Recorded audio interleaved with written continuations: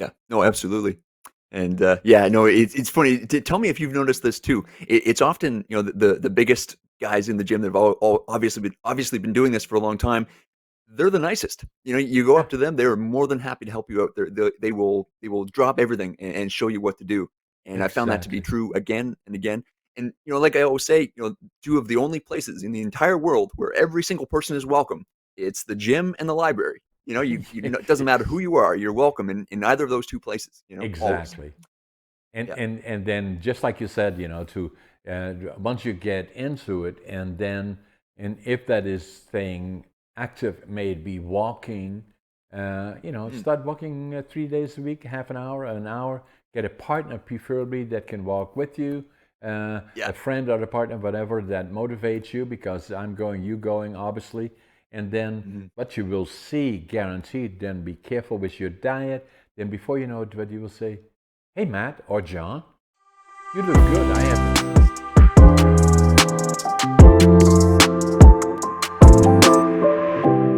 Hello, I'm John Brink, and we are podcasting on the Brink from downtown Prince George, British Columbia, Canada. And if people wander around the world saying, "Okay, we know where Canada is, and British Columbia, right in the West Coast, right, right." We have this big city called Vancouver, and we are 500 miles north of Vancouver, or for European friends, 800 kilometers. And it's nature's paradise here. We got lots of trees and timber and lakes. Within 50 miles, we got 100 lakes. We got lots of animals, black bears, grizzly bears, caribou, deer, wolves, you name it, we have it all, and living in a harmony. Today, we get a very special guest. His name is Matt Karamazov, and I hope I said that right, Matt. You got it. Yeah, thanks. And Matt is very, very interesting, has a very interesting background. Matt is the lead researcher for Stairways to Wisdom, and he writes all books breakdowns and a newsletter each week. He also wrote about page, so let me switch to the first person. And here is Matt. Matt, I read somewhere you're trying to read 10,000 books. 10,000. You read correctly. I'm at 1,333 right now. And My yours, I'm about goodness. halfway through yours, the one behind your shoulder right now. And Oh, that will likely be 1335. oh my God. So, share with us and the people watching us from all around the world Mm. why, and then the other part, give us some of your background. So, where are you? What was your background? I know at one point you were a bouncer in a bar. I know you're Yeah. in very good, as I said there and here, but you are in excellent shape and believe in working out physically, mentally, obviously, with all your writing and reading. Hmm. Because there is nothing more important than fitness, and age is just a number. I'm 84, and but it's about quality of life, not so much the number, and everything is Hmm. possible. So give us a bit of your background, Matt, and then we'll start. Sure. Well, first, happy birthday, John. I heard you turned 84 just recently, a couple weeks ago, Yeah, I guess. November the 1st. November 1st. Happy birthday. And Thank you. yeah, well, I remember in your book, you said that I think this is early on. You said you don't want your health to get in the way of your life. And that made perfect sense to me, right? So Yeah. I'm right there with you on the Yes. on the fitness side. I've been into it for years and years. Yes, background wise, geez, I've been serious about reading since about 2014, but all my life. You're right. I've done variety of different things. Everything from running a record label. I was in the music industry for a long time, and that took me all over the world. I had bands in about a dozen different countries, global distribution. I stopped running that company, and basically started reading. And I adopted this goal of reading 1,000 books before I turned 30, which I did a couple years ago.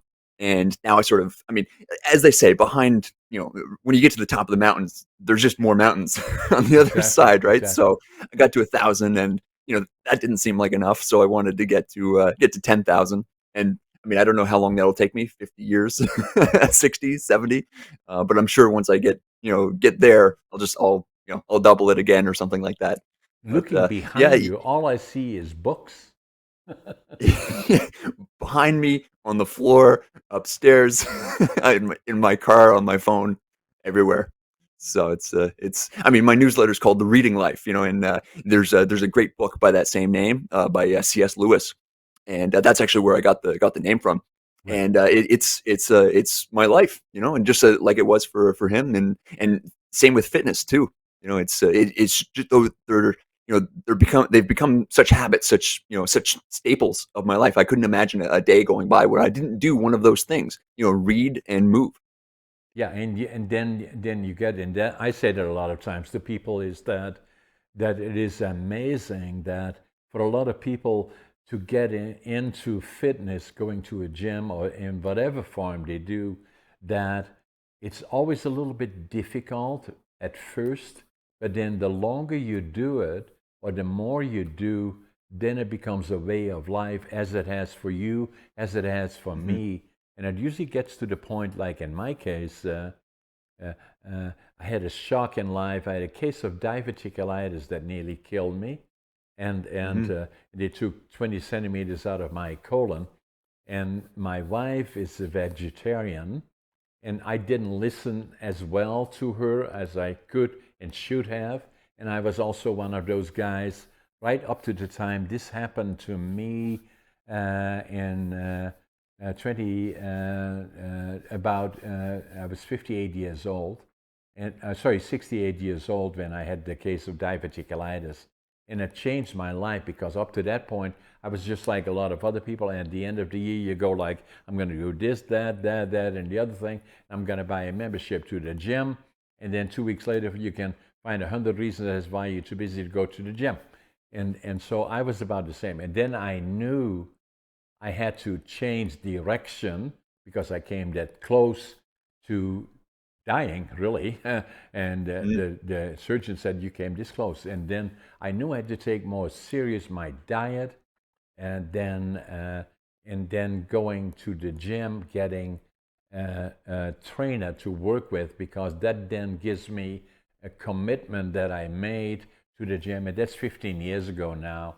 And and I still do it very regular. I'm still competing, and hope to go to the Arnold's when I'm 85, actually. And but initially when I went to the gym, after about 5, 6 years of training with a trainer, somebody came up to me and said, "Have you ever thought about competing?" And I said, "Me? Yeah." And I said, well, why not? That gives me a goal. And so I did that, competed here in Northern BC, came in second bodybuilding, third in physique, qualified me for the provincials, did the same there, qualified me for the nationals and the Arnolds. And then COVID came. And so now again, I'm training. And as I already said, and as you already saw, so that's a picture of me. And so I'm very committed. I'm going to start competing again, starting early 20 next year, competing here again provincially, hopefully go to the nationals and then the Arnold. So, but the point that I'm making is that initially I was no different than a lot of other people, but it gave me the motivation of going to the gym, and then that, and I'm not suggesting everybody does what I do or what you do necessarily. You don't have to be, but moving is very, very important. And it didn't take very long, and then somebody said, "Hey, Matt, what are you doing? You look great." And once you get those kind of comments, and that's what I got, then it kind of motivates you. And then once you Hmm. do, it becomes part of your life. And for me, and although I train hard, but it's part of my life. I enjoy it. And so, and I look forward to it. And if for some reason I can't make that, which happens seldom, because my office builds all my appointments around going to the gym. That became important. And then the other part was diet. And so I'm much more careful about my diet. I'm a vegan, probably 80-20 or 90-10. And I do a lot of the shopping for both my wife, who is very particular. I do the shopping. And if I go to a grocery store, I shop on the outside so that the processed foods are Mm. usually in the middle and the super processed ones. And we don't know what is I've in heard it, that. so I try to avoid Yeah. those. So that's kind of Yeah. where I'm at. And then, the age 84, it's all about quality of life. And, and that's Mm. what counts. And the reason that I gave you the background a bit, although you likely know, is that even for somebody like me that got the scare of nearly dying and already was in my late 60s, it's never too late to start changing Mm. direction. And I did that, and I'm not suggesting that people wait until then, but do like what you have done. It becomes part of your life.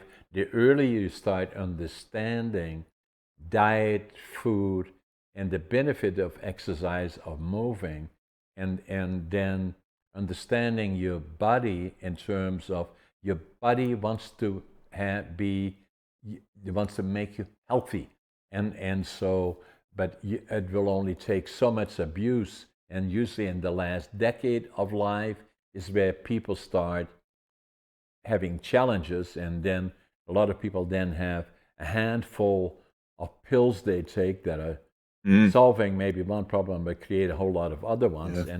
and so it becomes so critically important that what I'm saying, later in life you can still start, but the earlier you start being aware of it is very, very important. Hence Yeah. writing the book about it's never too late, Yeah.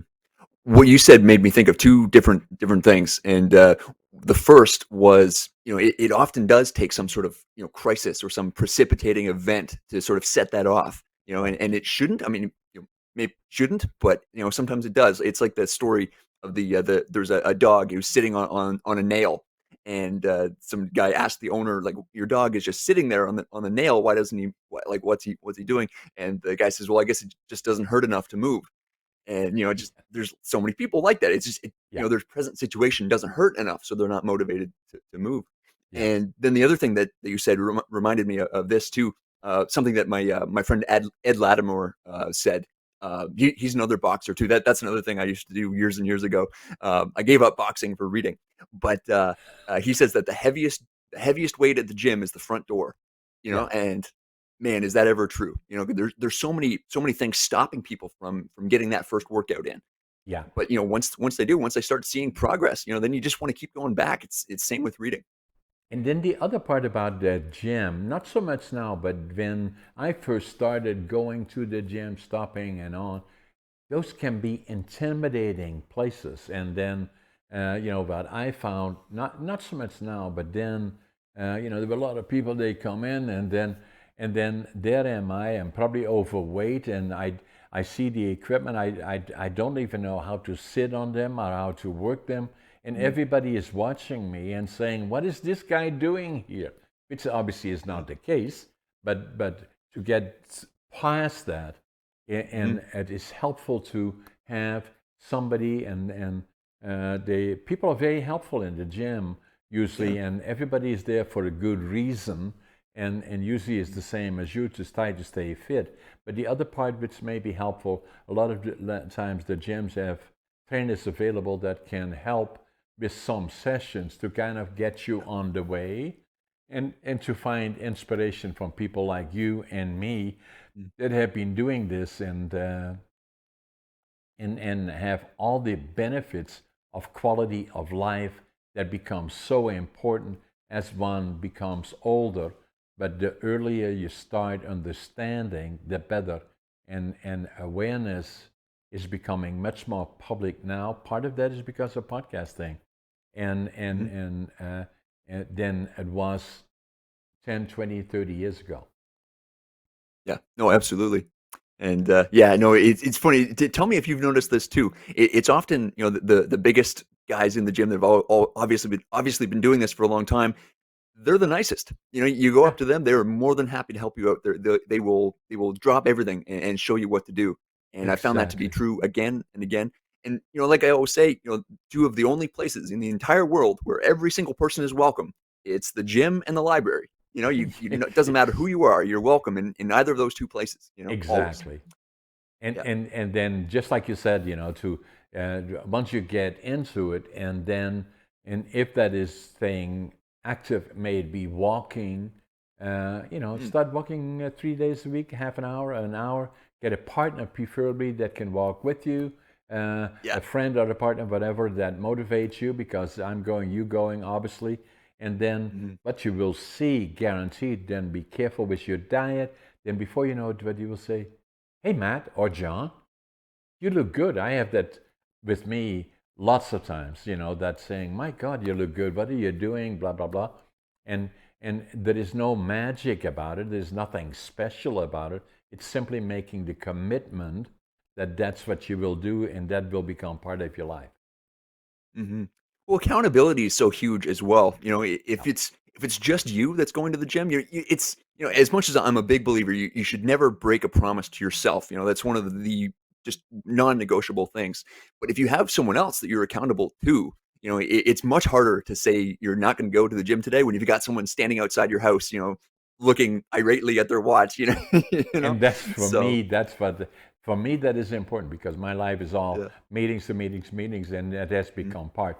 And that is seldom the gym is always a priority. And if I have to Yeah. move some other meetings around, then that's what we do. So seldom that I Mhm. miss it. But the reward is first and foremost quality of life. Mhm. Well, that's one of the first, you know, when somebody comes to me for advice, you know, that's one of the first things that I'll say, you know, scheduling wise, you know, if it's a priority for you, it goes in your calendar, your schedule, whatever you use, it goes there first, and then you know, by definition, your lesser priorities, you know, they have to fit around that. You know, Yeah. it's for me, it's reading, gym, family life. You know, those are the three things, and my business, obviously, but every single thing other than that is a lesser goal. So they fit, you know, in the margins. So what I So found interesting about you, you've been all over the place, and then the I was born in Holland, as you likely know, in northeastern Holland actually, and I grew up Holland. Speed skating was something I did. I played soccer, and then I did judo, and I'm a brown belt judo from the time that I was in Holland. So I came here 60 years ago. So I've not been wow. active in judo here, but I still am a brown belt judo, and I like that. But then for a period when I became entrepreneurial and worked 24/7 as long as I could stay awake, then going to the gym and sports kind of fell by the wayside, and it took that alarm in my life saying, okay, better smarten up here about diet and exercise. And that then triggered me to become active again. And obviously, today I'm still competing, bodybuilding physique in my particular case.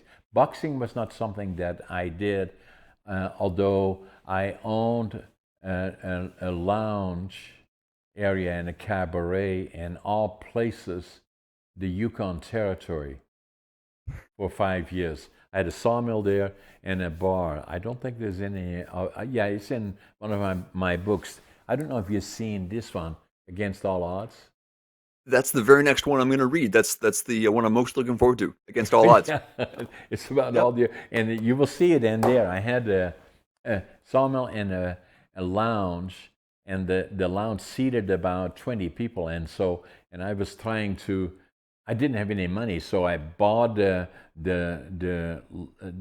motel with a lounge, and I have to make everything bigger, and so I turned it into a cabaret of 150 seats, but it was a pretty wild place. There was too much money being made by people in the mining, and this was in Watson Lake, Yukon, very small community, mainly relied on tourists and all the mining companies all around us. So there was lots of money, not enough skirts, and too much uh, uh, uh, dope and cocaine and all the other kind of stuff. And it used to get pretty wild in there. And so, but I never got hit, but but it was pretty well. Wow. But boxing was not part of what I did in sports, or not by choice, and being a bouncer and the Mm. cabaret. And most of the people that I had as bouncers, I had to visit them in the hospital mostly. But I was Yep. always able Yeah. to handle them for 5 years, but I never got hit. Good. Yeah. I did that job for about 12 years, I believe, maybe a little bit longer than that, 12, 13, 14 years. And it's funny, very few people believe me when I say this, but it was the highlight of my week. I would work, sometimes, most of the time I'd work just Friday, Saturday, and, the fun nights. Yeah. I basically pick my own hours. I show up, I had been there for years and years, so I could basically show up whenever I wanted. And I would just show up with a tray of coffees at, 10, when it started getting busy. I'd read books on my phone before people started showing up, or I'd just talk to the people that I worked with. And then the bar would fill up. I'd have a good time. My favorite, bands we'd a live band play there all the time, and it was some of the best times of my entire life happened at the main bar that I worked at, and I would not trade those things for anything. And it's funny, like some of the there are, no matter what job you do, there are benefits and skills you can develop and things like that. Working as a bouncer for more than a decade, it taught me how to listen to people, and intently, and not just waiting for them to stop talking so I could say something. Right? It's just I would just listening and speaking to women, and just speaking to people. It for confidence, standing up for myself. There's so many benefits, and not just a job. And so for me, Matt, and I hear indirectly you saying this, what made me so effective is that I owned the place, but I was a good communicator because I Yeah, had to be. The alternative was not a good one. And so, and mm, and then I had confidence, but I always was a good communicator. And before a yeah. problem started, I had to get him out of the door, because otherwise, if the fight started inside the bar, then everybody would leave and not pay the bills. So, Well, exactly, right? And I think it comes down to the intention of why you're there. Like I didn't show up to that job to fight people. I showed up to have a good time and just have like see all my friends and things exactly. like that, right? And so it's just it's it's yeah, it was never my intention. So, it's again some of the best parts of my entire life happened at that bar. It's so many positives. And it's funny, there are two people that used to be bouncers as well. Maybe. And this is real. The Pope Francis used to be a bouncer in a club in Argentina back in the 50s, I think. My And so did the he's this guy Christopher Langan. He's got the record for the highest IQ, 200 something. He was a bouncer on Long Island for about 20 years. So Oh my God. there's some So, interesting stories. yeah. Yeah. So that being said, then, so what brought you to, you always have liked books, you are an Mm. author, and so what brought you to the objective of first reading 1,000 books and then 10,000? Because it takes a special quality to absorb them and then to Mm. recall them. And so with me, I'm an author, but I have, as you likely already know, ADHD, and I have Yeah. dyslexia as well. So I'm not a good reader, I'm a good writer. And so, but I have an amazing memory, and and so I'm a good communicator, but I'm not good at reading things. Mhm. Yeah, well, I came to reading. Actually, I'll tell you the origin story of the 1,000 books before 30. It was actually Right. another book that I had read, and it's called The Happiness of Pursuit by this guy named Chris Guillebeau, and it's basically about I mean the his story is basically how he wanted to visit every single country on the planet, and I Okay. think he wanted to do this by a certain age, by 35 or something, and at Right. the time there were 193 countries, and he visited every single one, and it was that pursuit, that sort of that quest that he calls it, that Right. sort of gave meaning and direction to his life, right? That Right. it was sort of an organizing principle around all his activities and decisions. Yeah. It made every day an adventure. And so I started thinking of what could be my quest, as he puts it. And I naturally settled on reading 1,000 books. I just picked 1,000, nice round number, and number 1,000 was Colin Wilson, one of my favorite authors. It was Introduction to the New Existentialism by Colin Wilson. It was number 1,000, and it's weird how I'll remember different numbers. Like number 100 was Tao Te Ching by Lao Tzu, and 133 was Walden by Henry David Thoreau. 500 was The Collected Letters of Alan Watts. So Amazing just how weird you ones remember. that I remember.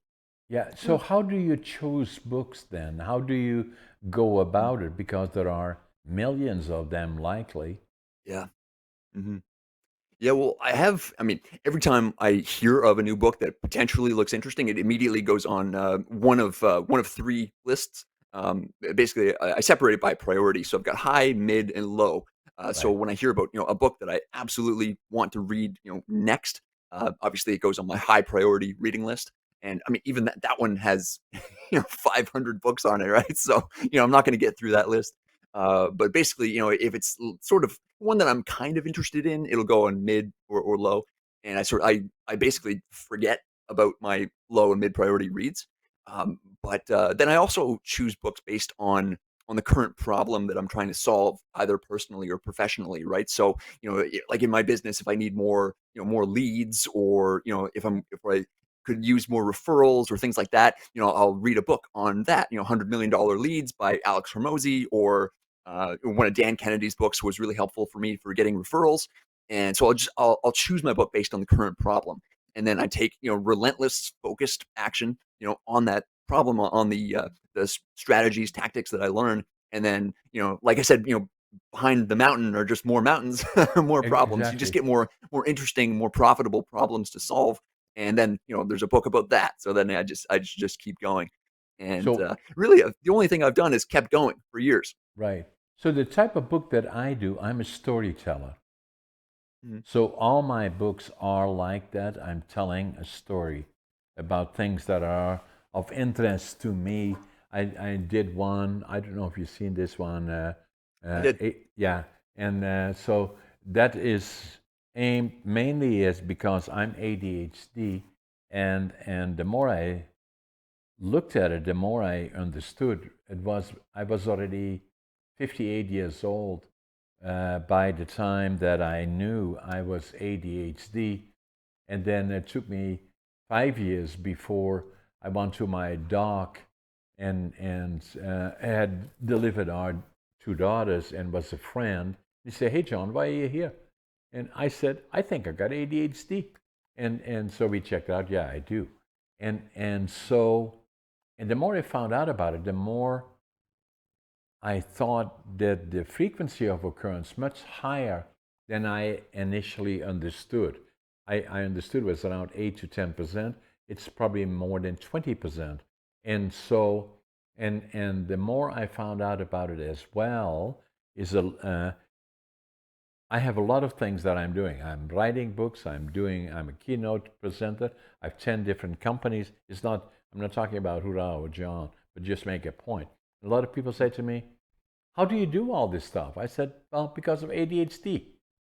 And because ADHD to me means I have a superpower.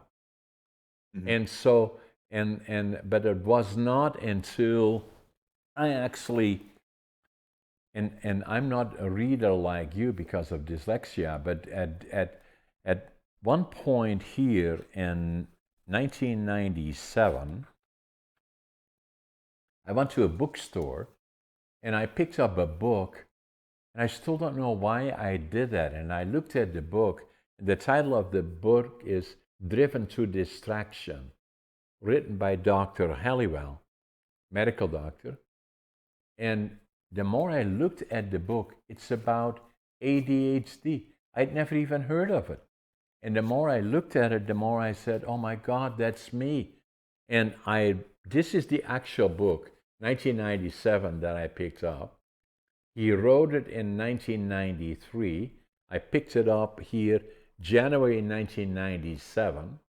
And so, and, but there was stigma attached, so I wrote in Dutch underneath it. Now I finally know who I am. And so, and you are my podcast number 353. Now, Dr. Halliwell, medical doctor, also ADHD and has dyslexia, has written 18 books, 5 on distraction. And I did a podcast with him, my On the Brink podcast number 203. And so, can you believe it? And so while I did a podcast with him, I suggested to him, he's the expert, not me. I live it, but so does he, but he's the expert. He's a doctor, professor, highly credible globally on the issue of ADHD in particular.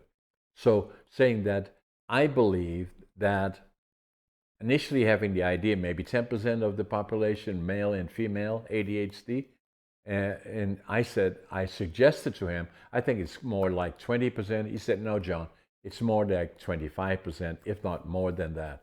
I agree with him. Now, the other part is that since I've been here in Canada and been in business, I'm on several boards and very involved in communities and leadership groups that I found from my interaction with successful, and the operative is successful, entrepreneurs and business people.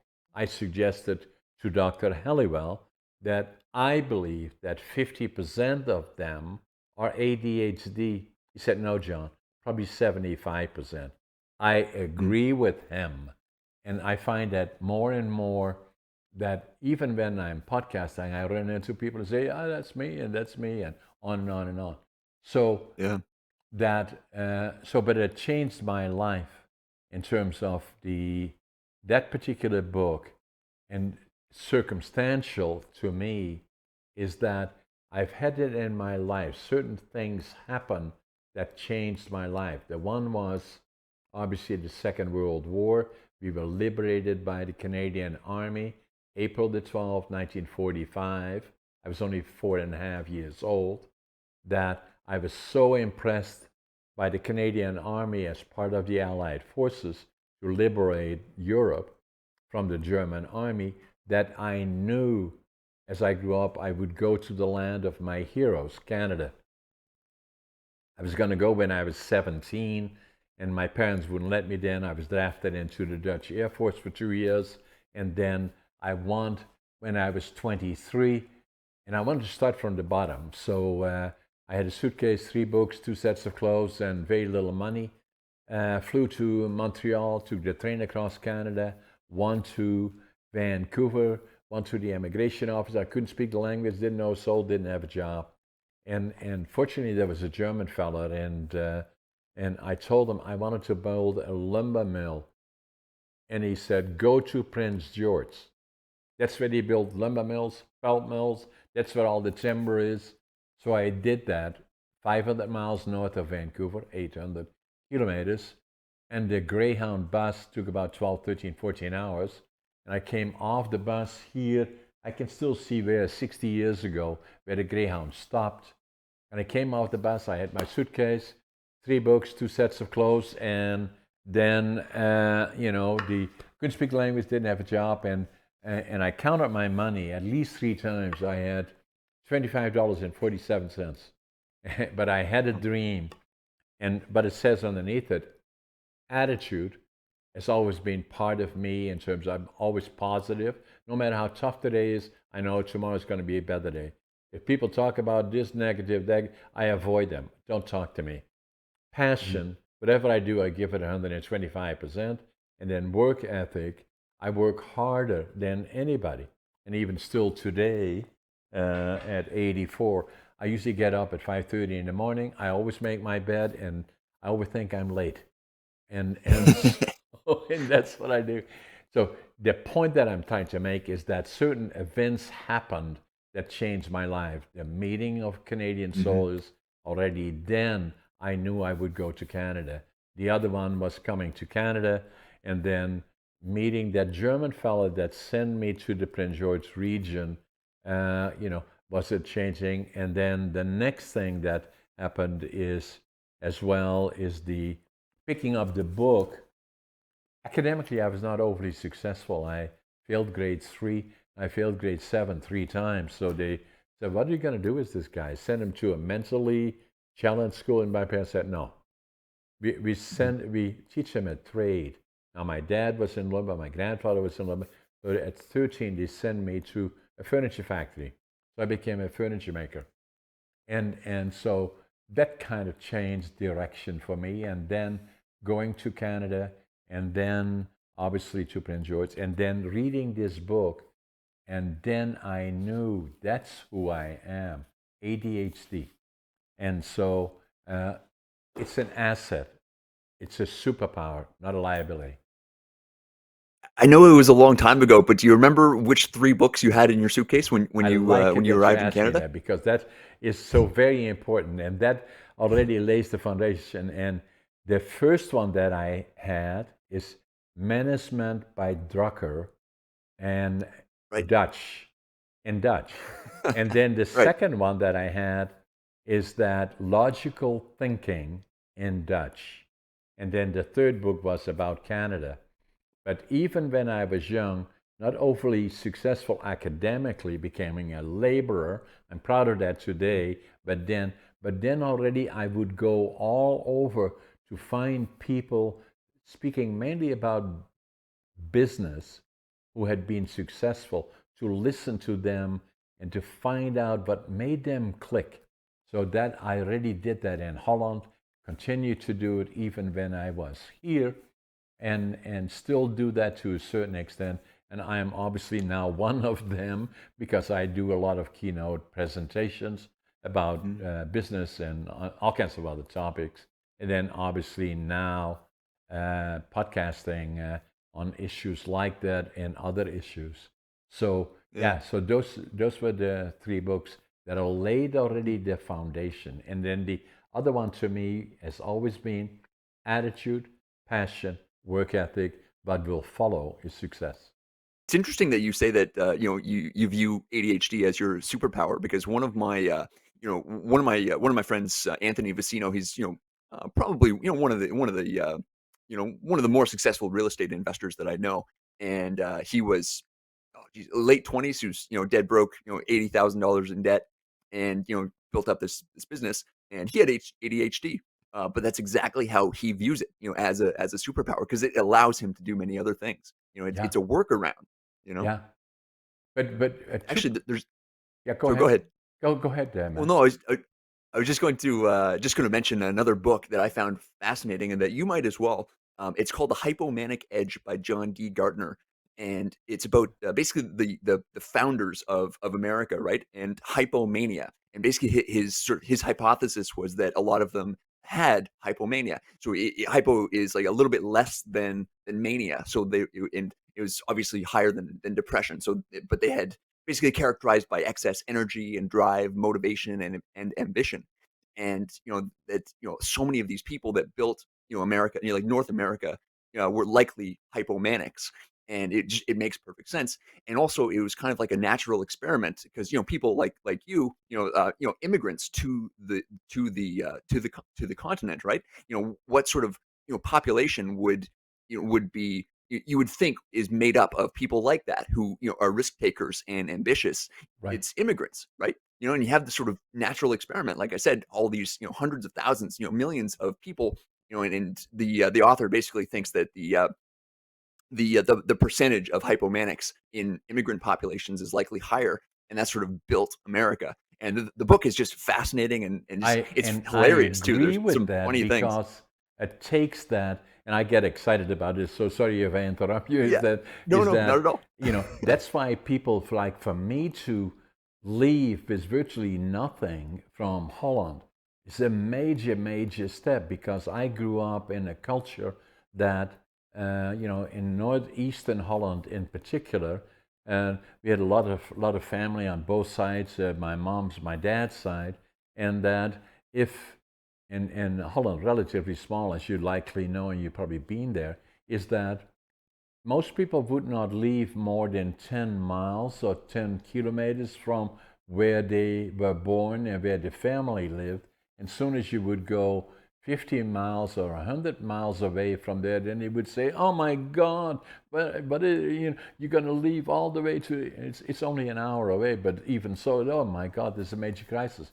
To go from Holland to North America, a lot of times the US or Canada, would be takes a major step for somebody to do that. And some of them that have left, especially after the Second World War, when there was a fear of Russia coming in, and people that had been active in the underground would be the first ones to be sought out and be eliminated.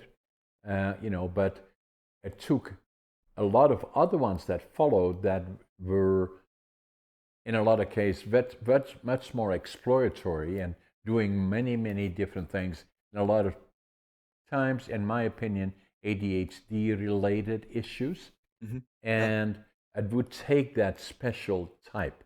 And others that did not, never became fully integrated into the new country. They would speak the language at home likely and never fully integrate. But the other ones, like myself, for me to make that move was very, very important for me. But it took some thoughts. I had not even discussed it with my parents until 3 weeks before I left. I made the decision to start with nothing, go to Canada and build a lumber mill, and so that was the plan. But ADHD to me has always been, still is today, an asset, not a liability. And then, Hmm. in my opinion, it's a superpower. And I feel that it's very important for me from time to time to give presentations about it. And the interesting part about it is that just this thing, I did a presentation, a couple hundred people or so, and then and the topic of ADHD comes up in those conversations a lot of times, and then I say, "How many people in the room here ADHD?" It's amazing how many did, and who has never really talked about, and a number of them did that, and so. But by the time I'm done with my presentation, I'm a good presenter. A lot of people are saying, "Damn, I wish I had it too." Yeah. No, exactly. Well, it certainly hasn't held you back, and I mean, No. famously, I mean, Richard Branson has dyslexia himself, and there are plenty of people. Like it's not, it's not one of those things that it's a sentence. It's not a, it's not going to hold you back. If you don't let it, you don't allow it to.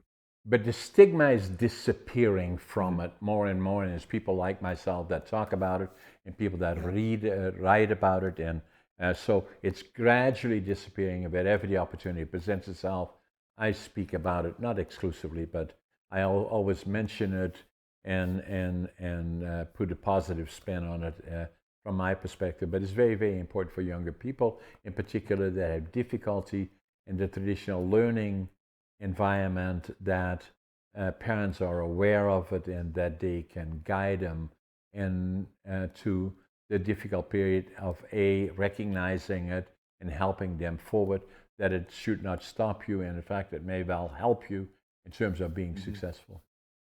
Yeah. No, I think that's important too. And, Yeah. it's, well, I mean, actually, I mean, same as, being, showing people that, the gym isn't as intimidating as people think, or that, there's value, like immense value in books, and just, Exactly. you need people like you say, there is value in those, things that, you would think might hold you back, but it obviously hasn't. It doesn't have to. And, there's immense value in that. So the books that in particular, are you attracted to any particular, there's different styles of writing, obviously, Oh, I'm all over. autobiographies, and then you as you read somebody's books, like even in mine, you get a picture of the individual behind it, I Yeah. presume. And then do you look for the writer or you look for the book?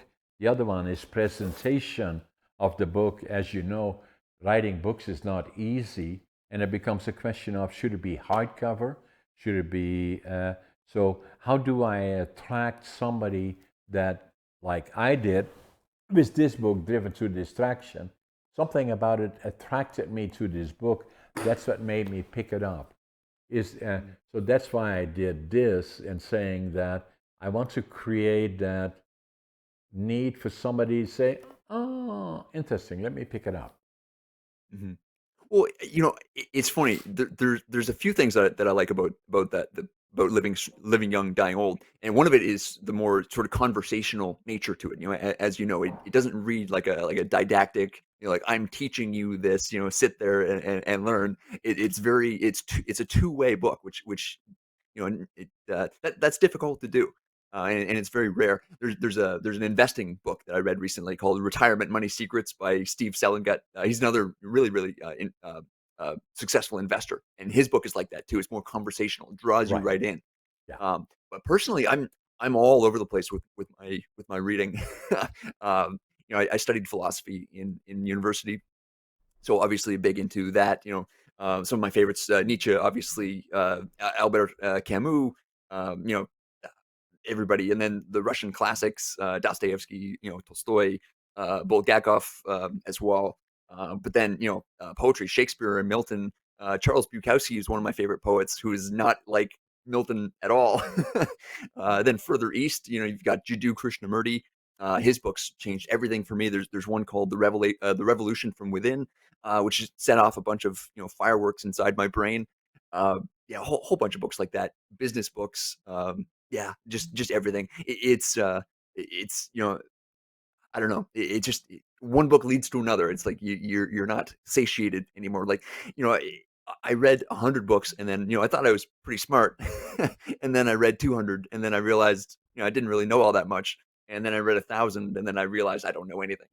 So just got to So read 10,000 more. I'm not a fast reader because of dyslexia.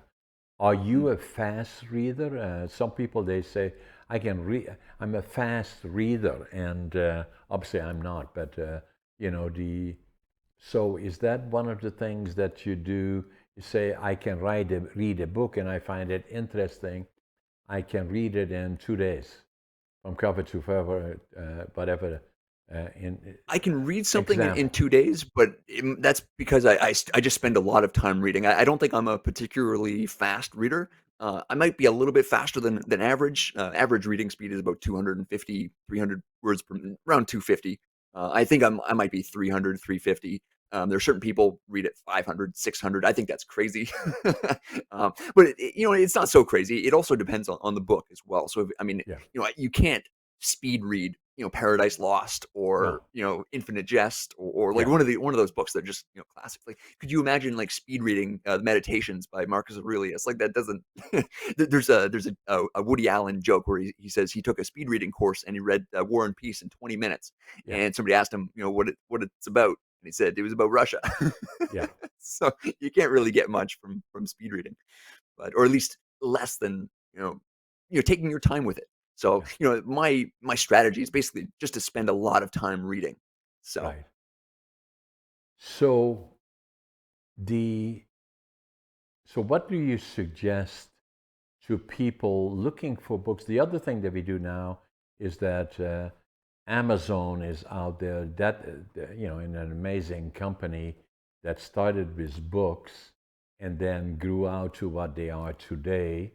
A big company that does mm, everything. But in terms of marketing books, is not easy. And then Audible, I do Audible on all my books. Not easy for me either because of dyslexia, but I think it is important to do that. And then we mhm. have ebooks. So, but even all of that is changing as well. The marketing aspect of books and writers. How do we bring it to the market? What makes it interesting, to have professionals give opinions and saying the best way to market this product would be this way, the other way, the other one could be in other languages. I thought about my books, storytelling, of making it because so many people are so interested in emigration for one, but also they love North America, United States, Canada, and saying, translating it into French, German, Swiss, Dutch, so all those things are issues with somebody that is writing, and then the other one falls into communication because all of that is changing. Even media communication is totally, totally changing. Add to that AI, which is scary because we can talk about it for an whole hour, if not longer, likely. Yeah. Is that all of that is changing, and then what I find exciting, Matt, is that about 4, 5, 6, 7, 8 years ago, I did blogging. I thought that was interesting, and for communications. And then what we then did before COVID, we worked with a local television station here to do communications on certain topics. Kind of a, for me, podcasting a little bit in a way, although it was not something that was on my mind at the time. And then COVID came. That changed everything. And then we said we couldn't go to the television station anymore. What should we do? And I had this apartment here downtown Prince George and say, well, maybe what we should do is change it into a studio. So that's what we did. And so we have 2 seats. I usually sit there. Physically, the guest is sitting here. And so we did that for quite a while. And then said, well, we're running out of people, although there's lots of interesting people in the region here, but it's about 100,000 in the region. So maybe I have to set up a studio in Vancouver. And then before we did, and saying, okay, but then the other thing that I see on, especially watching US stations, that I see CNN, ABC, and all the other CBS and blah, blah, blah. Then I see 1, 2, 3, 4 different people on the same topic, speaking from all different parts of the world and saying, let's start doing virtual. And then the next thing we did is then become involved with Pot Match. That is an organization that matches different people from around the world together for either hosting or guesting. And so we did that. And now, a number of years later, we are very successful. We are top 1% globally. And I think we're approaching 650,000 subscribers on YouTube. Extremely powerful. So the next thing is saying, where do we go from here? So I'm thinking about going to a platform, that would go 24/7 in some form of fashion. We'll probably start that early next year. But it's a changing world. The podcasting now is more successful than the media as we know it, may it be television, radio, or newspaper, and it's still only at the beginning. I believe that. Mm-hmm. So globally, it has huge potential. Well, you look at the number of people that don't even have internet access yet and who are coming online every single year. I mean, there are billions of people who have yet to get online. And Yeah. once they do, I mean, that billions more viewers. It's very early stages. And even, I mean, internet, I mean, podcasting's been around for more than a decade, 2 decades. But it's still very, very early stages. And it's gonna be very, very exciting. I mean, the time is now. Like I always say. I mean, it's like it's nobody's too late. Like, you're not too late. If you want No. to start a podcast, or start and posting on Instagram, or start a YouTube channel. Like, it's not too late It's at all. it, It's and I you're agree with you. super early. And then Mhm. the interesting part about it also, if I watch books, I believe you're the expert, not me, is that books, hardcover, softcover, whatever they are, or may they be audible or ebooks, are becoming more popular, not less, Mhm. in addition to I think so. podcasting. Yeah. Yeah, no, I think so, and there's several, ways I could take that. For in terms of writing a book, writing a book gives you instant credibility. There's another really good book by a ghostwriter friend of mine who's written 80 books, mostly for other people. His name's Joshua Lisek, and he's $1 million ghostwriter. He's one of the best of the best, if not the best. And his book is called "So Good They Call You a Fake." And what he says is that nobody, you know you you can you can have a course or something, and you can be an expert that way, of course, but nobody says, what you say in conversation is, they wrote the book on that. So it gives you credibility, not she has a course on that, but did she write the book? So having a book, a published book, under your own name is very powerful for recognition, reputation, right? So, and you have four, I believe. Yeah, That's yeah. incredibly I have powerful. four working on my fifth and the sixth one.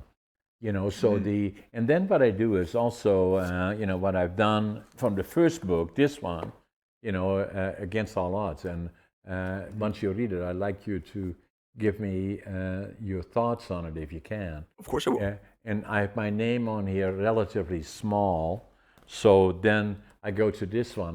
My name is bigger because I'm raising the profile of my name, John A. Brink, is important. And so for Hmm. those people watching, johnabrink.com shows you all the things Hmm. that we are doing, but it is a work in progress on the Hmm. book writing stuff, and then as well as the podcasting and the platform.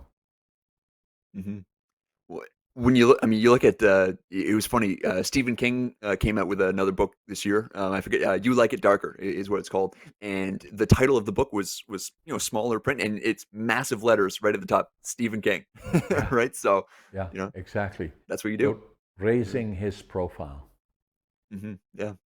And So it's funny, people, they it's people buying your book isn't necessarily, where a lot of the impact and power comes from. Like somebody who books, keynote speeches like you do, right? You don't need to sell a million copies of your book. You just need, your book in the hands of the person who books keynote speakers. And exactly. it's so powerful that way too.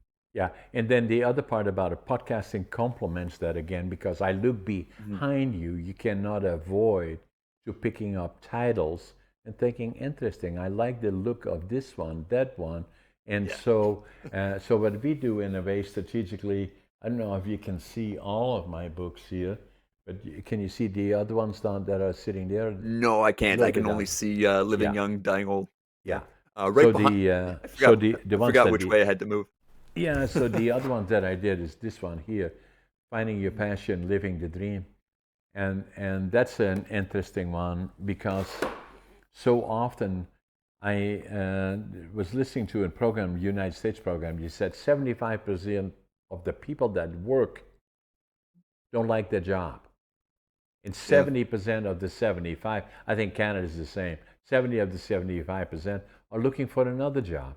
And then I do presenting to younger people in high schools, colleges, universities. And then you see what I do is I ask them, after you're done here, what you going to do? Where do you want to go? And say, I don't know. And I said, Yeah. I believe respectfully, what you should do is that talk to people about what they're doing. You want to be a truck driver, talk to a truck driver. What do they do? What Mhm. does it Yeah. involve? How does it affect your family? Should you own a truck? How about this, that? What should you do? Or if you want to be a builder, building houses, talk to somebody that is a contractor that builds houses. You want to be a carpenter, furniture maker, whatever, talk to them. Or you want to be a lawyer, talk to a lawyer. And a lot of times, what you will find, they like people interacting with them and ask them about the benefits, the liabilities, if you wish, of having those kind of jobs, Mhm. the excitement in it, or you want to be an accountant, or you want to be an entrepreneur or a successful business person. Talk to them because they all like to interact with people that are looking for direction, and and they are quite willing if you But have to be sensitive about their timeline or if they have time. But the way you approach them, in a lot of cases, my own experience has been I'm quite prepared to sit down and have coffee with them and guide them. So what that Mhm. did is that I felt I had to write a book about that, finding your passion, living the dream, and saying for me, as I already said, I've been in the workforce for 71 years. I was 13 when I became a laborer in the furniture plant, and and then since the time an entrepreneur and all the other kind of things. And I still every day I love my job, and so and it makes such a difference to everything around you because if you have a job that you don't like, you take it home with you. It affects other Mhm. relationships that you have. It's critically Absolutely. important. And so at an Mhm. early age, already find that direction. Where are you good and what do you like? And so the more you can find out about it, either by reading a book, but even more importantly, talking to individuals. Mhm. I think that's a very underrated strategy, and, it kinda reminds me of going to the big guy at the gym, and asking Exactly. them about the exercises. It's the Exactly. exact same thing. They were more than happy to help you, you just Exactly. ask them. They're available, you know? So what I'm doing in all my books, I'm a storyteller. I'm talking about different, respectfully different about all the things that I have experienced in my life, and I'm sharing that with Mhm. others. The next one that I'm doing, I haven't found a title yet, is about communications. That one is coming out in June or July. It's nearly done, and so that's the next one that I'm writing. And then I'm thinking about a number of other ones. I'm trying to do one a year. Wow. Jeez. Wow, that's a lot, but if there's anyone who can do it, it's you. So, Matt, it was a privilege and a pleasure to have you on my show. Uh, likewise. let's make sure we stay in touch. Oh, absolutely, John. Thanks, Matt. Take care. You too. Bye bye.